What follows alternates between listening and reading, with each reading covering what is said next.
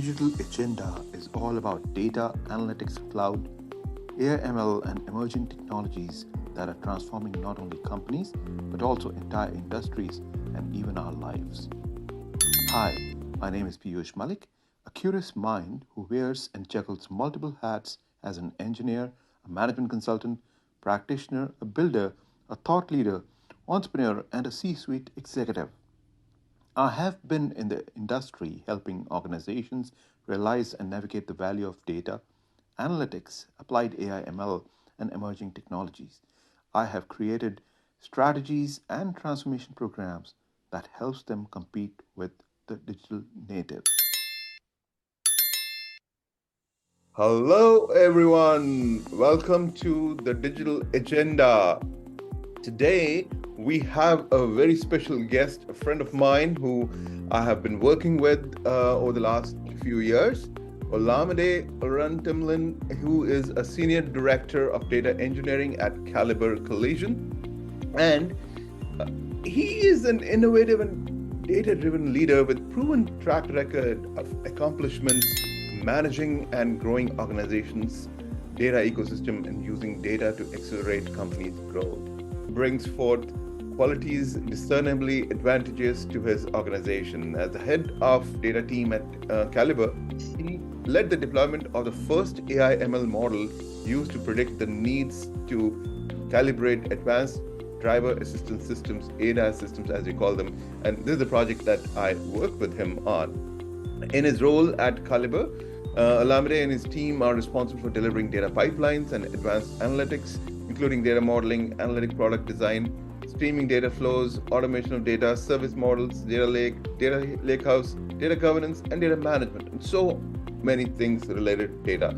So I'm so glad that we found time to talk about this project as well as who is Olamide. So right off the bat, welcome Olamide, and please tell my audience, who is the real Olamide? Where were you born and when did you come to the US? And from there, we can get started. Thank you so much, Piyush, for having me. Really appreciate it. Oh, wow. For me, my background, I actually did my bachelor's in chemistry in Nigeria, in University of Ibadan. It's the premier university in West Africa. That's the first university in West Africa. So proud alumni of that school. They produce so many great leaders in all around Africa and all around the world. For my journey personally, after I graduated from college,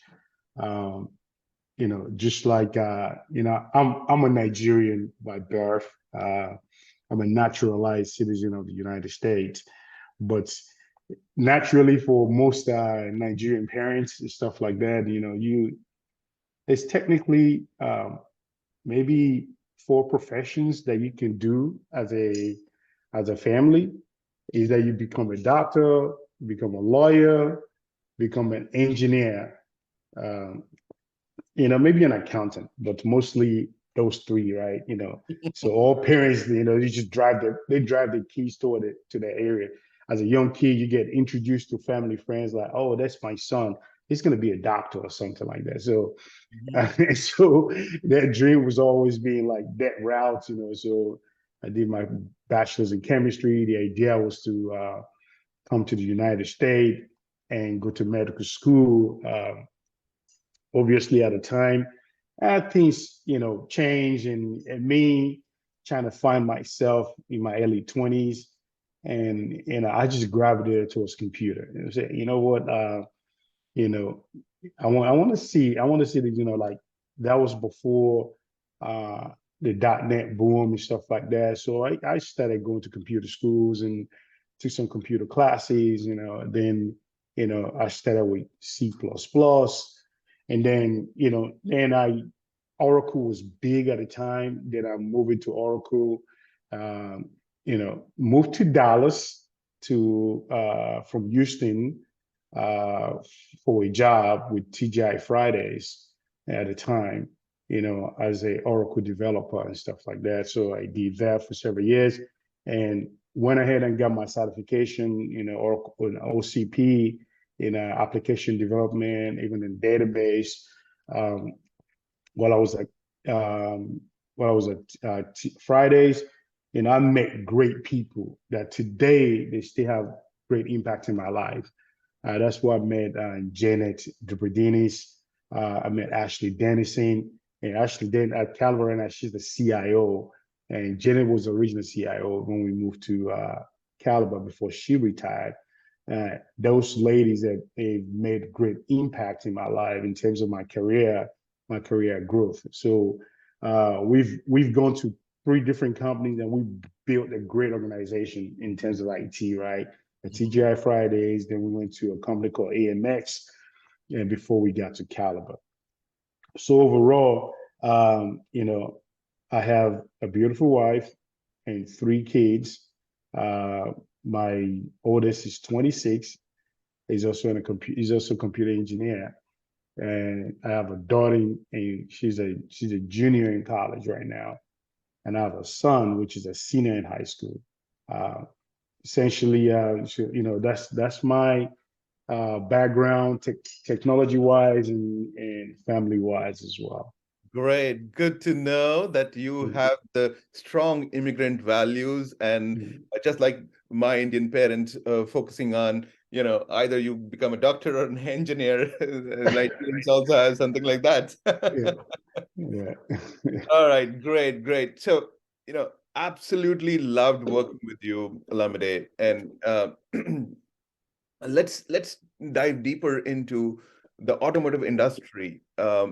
Was Caliber your first brush with automotive industry, or you had worked with the automotive before?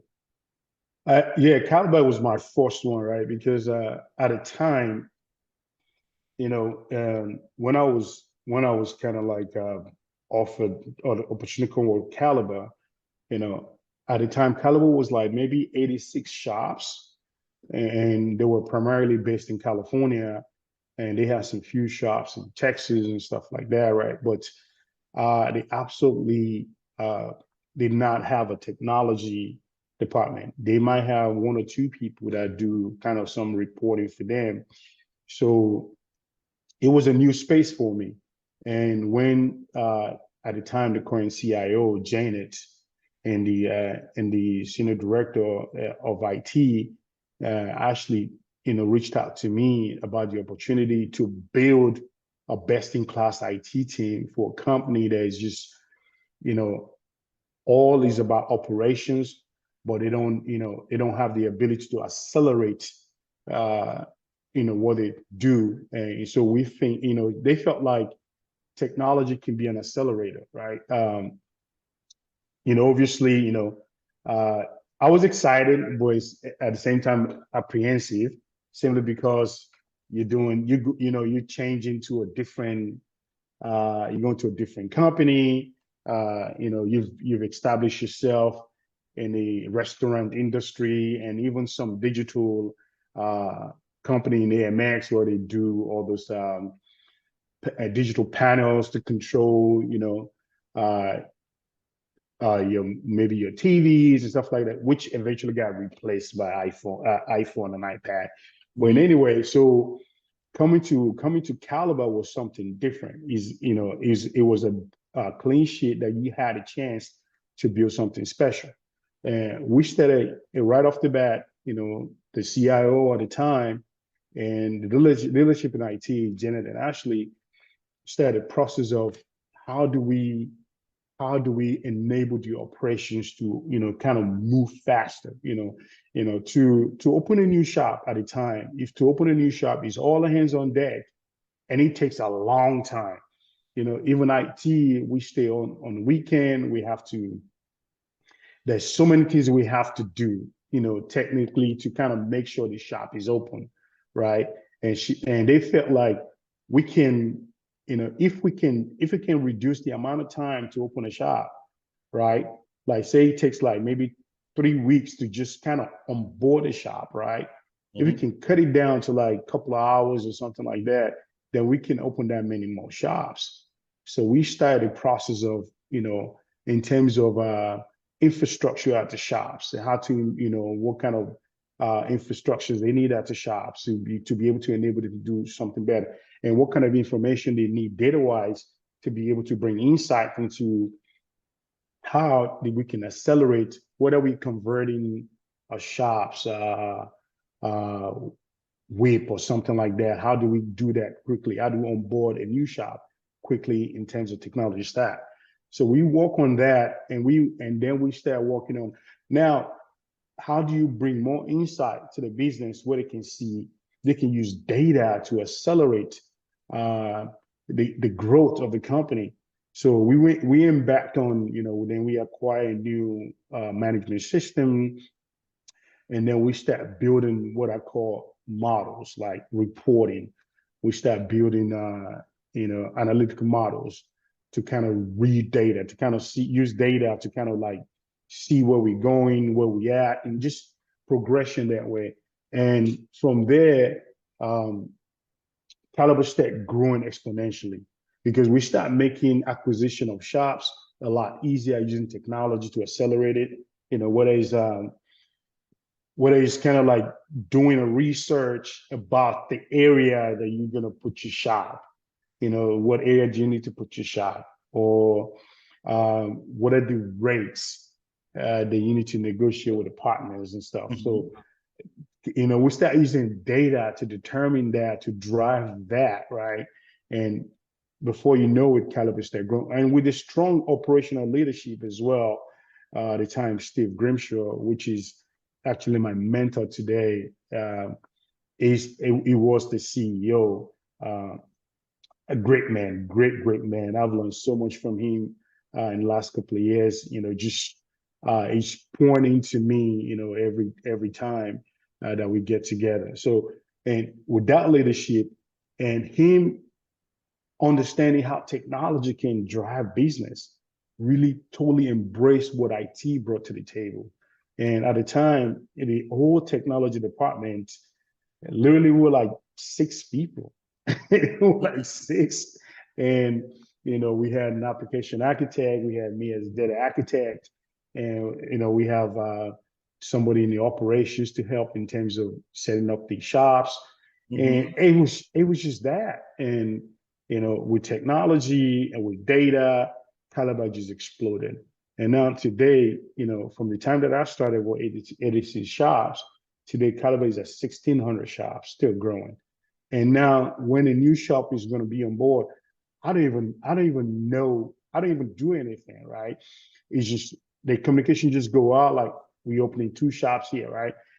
Seamless technology, right? In terms of onboarding, in terms of, gone are the days where everybody has to be on board working to make sure the conversion and stuff like that. Now it's just, streamlined and everything just smooth, and and we have a great network of teammates that make sure all those things happen flawlessly.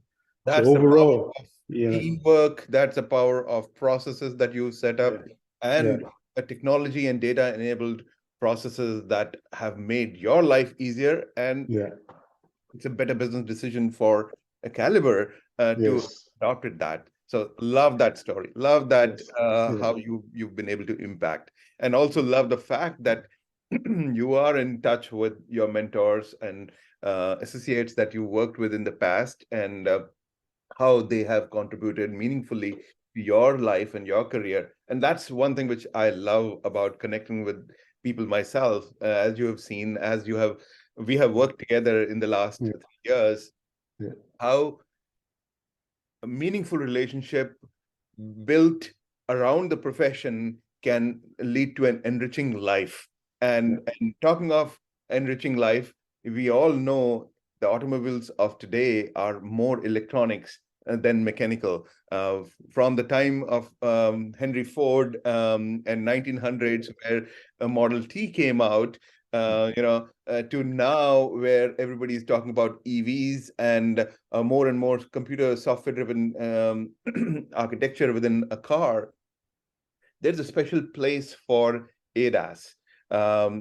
So talk about ADAS, and then why don't you share about the project that we were working on? Oh yeah, thank you so much. This like this project was very, very dear to me and very dear to Caliber and Protect as well.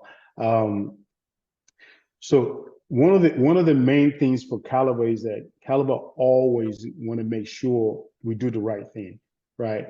Every car that comes to our shop has to leave the car, right, in the OE specification, version of it, right? We have to make sure the cars are, calibrated correctly, fixed correctly, because most of our work, right, we warranty our work, right, and we want to make sure the car is safe for families. Like, the way I look at it is that imagine, like you said, the cars are getting smarter these days, right?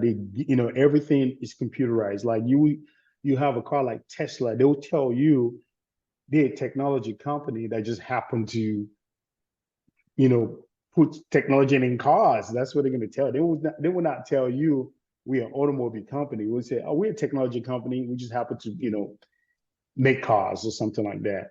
And one of the biggest things for Caliber is as well is that, our former CEO would say stuff like, we're a customer service company. We just happen to fix cars. When you think about it. And one of the biggest things is that when somebody comes to our shop, right, they've already been through an experience that's that's impacted their life, right? They've been in a wreck and they're not happy about it. Their life is disrupted. And Caliber core values always to do the right thing. And our purpose, right, is to make sure we restore our customers to the rhythm of their lives. And how do you go about doing that? Making sure the cars are fixed correctly, making sure the customers are treated well, make sure the cars are safe. Because I can imagine if my car, because a couple of times, me as a customer, as a Caliber family member, I'm also a Caliber customer. I've taken my cars to Caliber a couple of times. Yeah. Even my son has taken his car to Caliber a couple of times. Imagine his car is not fixed properly or the car is not safe. My family could be in danger, right? And Caliber takes so much pride in making sure every car that comes to the shop is safe coming back out. And one of the biggest things that we worked on with Protect, our partner, is to make sure, with collaboration with Protect, we say, how do we make sure when this car comes to our shop that we can, if they has a trouble code in the sensor that is not, that is off due to accident, make sure everything is aligned and calibrated according to manufacturer specification. And as you are aware, Piyush, we work with your team at the time you were with Springer Mail, with Google, to come up with ADAS calibration prediction, right? So what is ADAS, right? So all these cars, all these smart cars today have all these sensors, right? Whether it's lane changing assist, whether it's the backup camera, whether it's the speed detection to, like, too close to a car or something like that. They have all these sensors, and when you get into an accident, if one of the sensors is off, even 1 millimeter, it could be deadly.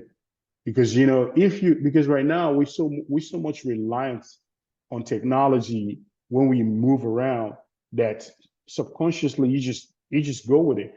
Do you remember when you used to go to places and you didn't have navigation? And somebody will give you an address, then you figure out a way to get there with maps and stuff like that. Printing map. Now, maps. Now, if you don't have that map or that Google map or something on your phone or Waze or something like that, right? It's like you can't get anywhere. So people they've come to rely on this technology in terms of lane changing, that they just driving cars. Subconsciously, the car moves to the side, it changes back, right? If they cross the line. So people are living that way, right? And if the car is off 1 millimeter, it could be deadly. Yep. Yep. And one of the things that Caliber wants to make sure is that every car is safe when it comes to our show, when it come back out. Yeah. And with you and your team's help and Google, we're able to build a model that can predict what kind of calibration a car will need after the car has been in an accident in order to get the car back to the manufacturer specification. Awesome. Deeper into the project, and so start And Olamide, this was the project that won the innovation. Email your team and Google, so we're able to build what I call a ADOS prediction model. So what what that does is that we take what we call diagnostic scan data that we, whenever you diagnose this car, you have a trouble codes. We take that information and we take the damage line information. That means when a service advisor or something write an estimate, and by the way, the estimate could also be written by all these AI models that they can look at your cars and write an estimate based on the damage by comparing the damage to a car that is not damaged. So we get the damage line information. I mean, it's the estimate line. I mean, it might say the bumper need to be replaced, or it was hit on the side, the doors. We take that information and we know the OE specification of that car. We know, okay, this car is an Audi Q7. We know the kind of modules in that car, or the kind of, whether it has a lane changing assist or backup camera, whatever it may be. We have that information, but we just take the scan data and the damage line data and we send it to the Google model. And the Google model comes back predicting what kind of calibration is going to be needed. Whether it's going to be things that we did was that, like, obviously we took the scan data. Let's see, we took the scan data, so I have this nice illustration right here. I didn't do it, one of my teammates put it together. So we take the scan data, I repeal the damage line data, we send it to the model, the ML model, then it predicts the calibration, and we get information back, and we expose it to our business where they can quickly do that whatever repair that needed to be done with the car. So what does this do for us, right? Normally, if you have to have a person working on this, right, it would take a person an average of maybe 10 to 20 minutes to look through the car, look through the information, check the OE specification side, to kind of say, okay, this car will need this calibration, this calibration, this calibration. Now, if you are caliber, when you have like, over 2 million repairs that you have to go through, right? When you have over 2 million repairs that you have to go through, and the way the cars are getting mature these days, and all these electronics in the car, right now you have like maybe 40% of the cars that have ADAS in it. And when you take 40% of 2 million, and you have how many manpower and hours you would need to be able to do that, right? So now we've taken that away. That's using data and technology to accelerate that insight. Now, this model turns around the data in 5 minutes or less. As soon as you get the data into the model in 5 minutes or less, the model tells you what kind of calibration you need. It doesn't even tell you, it tells you precisely how many calibrations you need, and the type of, what is a static calibration, what is a dynamic calibration. The model predicts that for you. And so what do we do? So I have this model, like, if I go to the next slide, I'm having,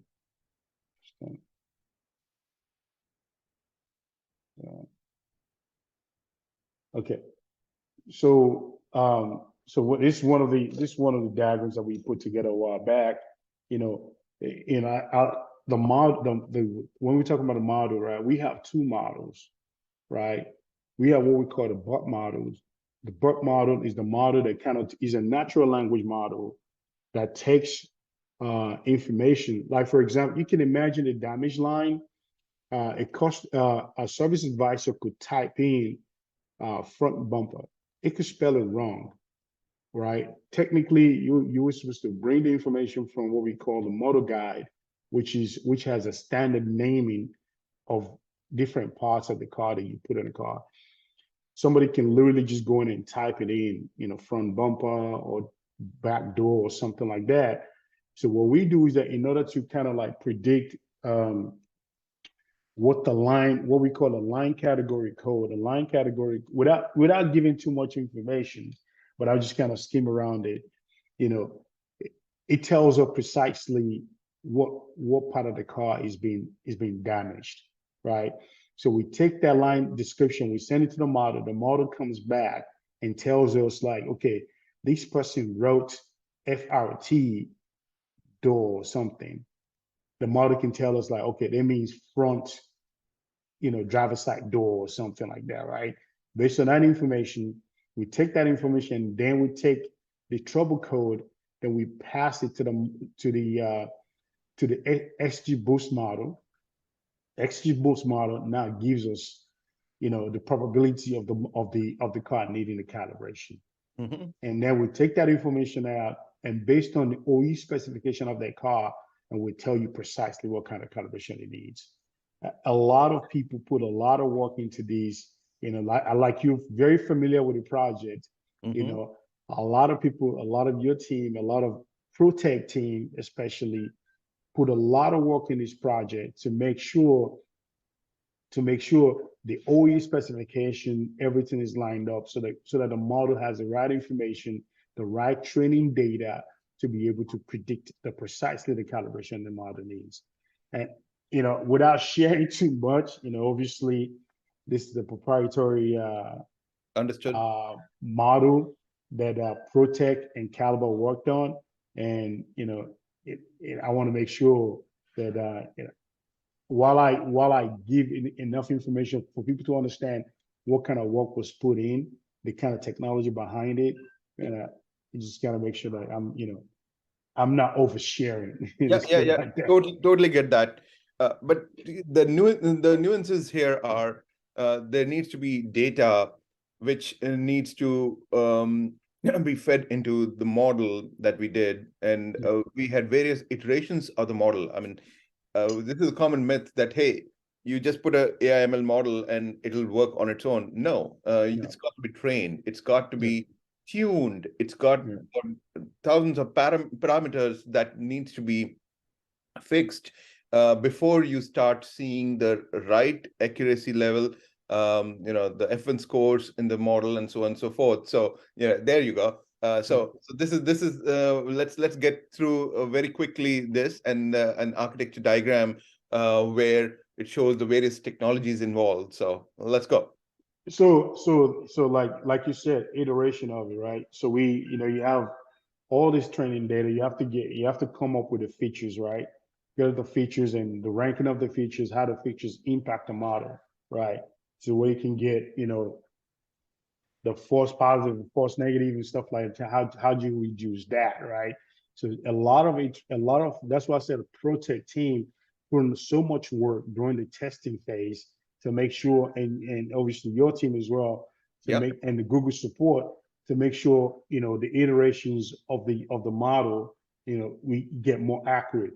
As a matter of fact, right now the newest stuff that we put to the model, right, is explainable AI, because Yep. now the business now, right, they ask us, like, okay, the model predicted this. How did the model come up with that, right?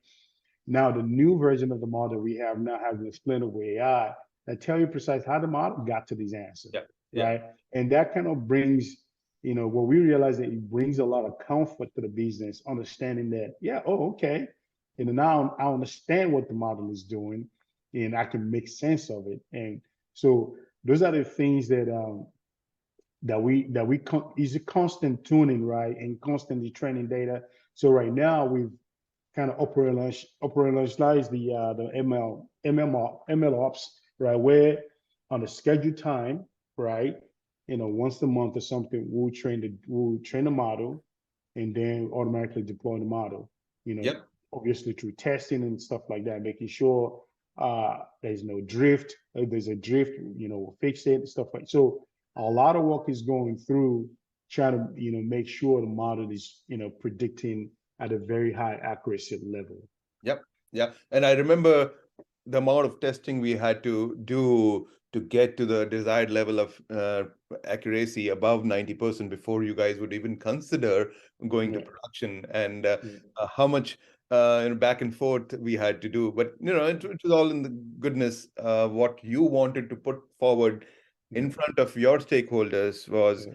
product that we could all be proud of, right? Yeah. And so I like your due diligence in that sense, and also of the Protect team who put in efforts. And of course, it was a combined effort from my side, my team side, your side, and it came out very nice. And it's a proof point that AI ML is, we just don't talk about you know high level stuff. It's actually making a difference in the lives of our day-to-day life, right? Everybody drives cars, and if you are able to get accurate predictions for ADAS, you are saving, lives, Yeah. essentially.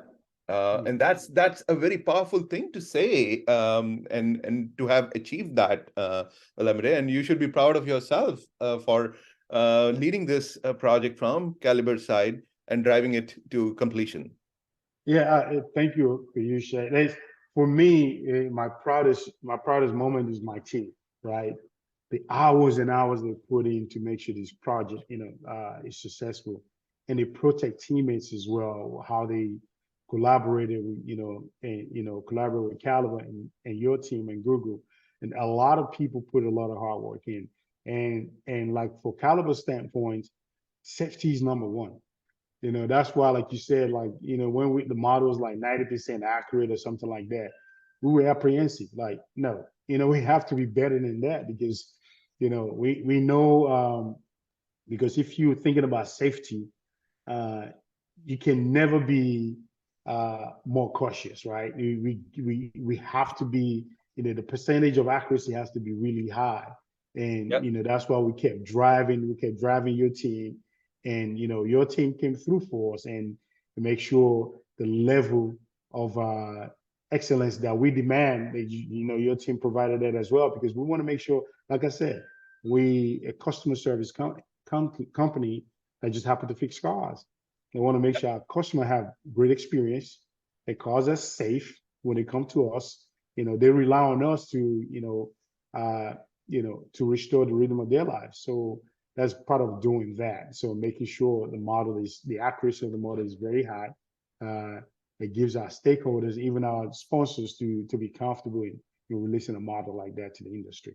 Perfect. Various Google tools. We had the data pipelines built. We had the GCP components there, and we had uh, essentially operationalized with MLOps to get this model to prediction and operationalization. Now, Caliber, like many organizations, is not only on one cloud. There are multiple technologies in the IT, uh, in any organization, and Caliber is no different. You have Azure, you have Microsoft technologies, and you have Google technologies, and then there's emerging AIML and IoT technologies that have been put in place. So, question to you, Lamde, is how do you see this multi-cloud and hybrid cloud environment evolving at Caliber? And then we'll talk more about the industry. So, a lot of people, right? One of the biggest things is that some people say they want to be single cloud, right? And for me, I think that's kind of almost impossible to be think about it, right? Because even some of these, even if you have anything on prem, you have anything on prem, you're already essentially multi-cloud, right? Because on-prem can be considered private cloud, right? And you would have a data center somewhere, and you have Azure or something like that. You're the multi-cloud. For us, it's about value, right? It's about value. It's about being able to the redundancy of having multi-cloud, right? So, for example, for us, we have a lot of things in Azure. We have, but Google, for this specific project, Google was the right partner for us.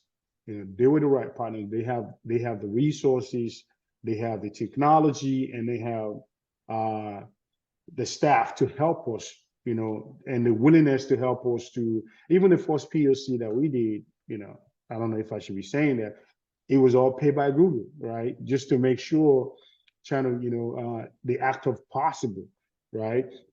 So technology, the way I see it, like you just have to embrace the possibility of multi-cloud, Yep. because there's some things, like for example, Google in itself, right? Because of BigQuery, you can have your analytics at the same time, and because of the cloud SQL, you can have your online application in there, right? And some odd, like Microsoft, without saying much, right? They have their own strength and strong suit as well. But when you come to data, Google is just what it is for us. And you can talk about modern data, modern technology, modern warehouses like Snowflake as well. And we also use Snowflake. Mm. We also use Snowflake for data. And so the thing is that you have to be willing to adopt multi-scale strategy, simply because there's so many things and so many offerings that is out there. And quite frankly, uh, sometimes it might make business sense not to be locked into one cloud, because then you Hmm. know you know if you have to move things around, you're not going to be very it's not going to be agile to move it. So a lot of times you can even replicate your data across multiple cloud for redundancy's sake, just to protect your companies and stuff like that, to make sure your uptime is high there. So for me, so I think, for Caliber, we are adopting multi cloud strategy, and I think industry wide, I think is a good thing. I don't think is a lot of the cloud provider obviously want you to be stuck with them. They will sell you everything they have to sell to you, but your fiduciary duty is to your company, is to always do the right thing. What is the best thing for my company? What is the best thing to do? And the best thing is to make sure where it is possible, adopt multi-cloud strategy for redundancy, and to prevent lock-in in some situations as well. Absolutely. And as a technology partner to Mm. you and other companies, this is something which I have always espoused. A vendor lock-in is never good. Open source is good, Mm. and also exploring what all are the emerging technologies out there. We should be able to adopt those. We should be able to get to those easily and adopt the latest thinking and latest methodologies. And that's where the partnerships come in. And as you know, I love data. And to me, data is everywhere. And as you can see, I'm still wearing some of those data shirts. That And is, I know it's important to you as well. So what's the future of data engineering in your mind, as a closing question, as I know we are coming to the top of the hour here. So go with that. so for me at Caliber, obviously, I'm all about data. I'm passionate about data. Even uh, when I get to talk about data, the excitement is just at a different level. And one of the things that I want to build at Caliber is I want to build a data center of excellence, Mhm. where data drives everything, right? Like I read an article, like they said, oh, okay, I believe you, but bring your data. You know, Mhm. I Mhm. believe, I believe what you say, but bring your data. I want the data to validate whatever you're saying, right? And there's so much growth that can come into companies when your data can tell you what to do. Like a lot of things that we want to do right now is that we want to create instances where you get the data at the right time at the right situation. We give you what you need at the right time to make the right decision. And in order to do that, now we're building, my team is growing at Caliber. Mm-hmm. You know, we're going to be, we growing. The data engineering team is growing in terms of expanding how we source data from where, and we're thinking about data monetization as well. You know, how do we monetize our data? That's big for us as well. That's one of the added value that I want to bring to the company in order to use that data as an asset, to real assets, to monetize that data, you know, and also to help the industry. You know, like for example, the ADOS that we talked about, you know, if that get rolled out into the industry, how many more cars, how many more families going to be in a safer situation, right? Yeah. Driving their cars, right? So for my team, continue to build on that, continue to build, you know, next evolution of ADOS model or next evolution of models to, you know, whether it's pricing model, uh, whether it's acquisition model, whatever it may be, to kind of continue to help the business go, you know, in terms of growth and in terms of whether it's cutting costs, whether it's improving the profit margin, whatever it may be, use data. There's a lot of answers in some of those data, and we just want to figure out a way to kind of tap into it. So that's my major focus in my team, to continue to grow that data asset for Caliber and continue to improve on how we use data to make decisions. Love it. Love it. Love your passion for data, and cloud technology is here to stay. Data and AI/ML are real and making real impact in companies and lives of people. With that message, Olamide, thank you so much from the bottom of my heart for taking time to do this with me. And really, really have loved working with you, and want to make sure this message gets out to the world. Here is my friend Olamide and Dallas. If next time you're ever in Silicon Valley, let's get together. And likewise, if I'm in Dallas, I will call you up. All right. Definitely, Very much, definitely. Olamide. Take care. I'll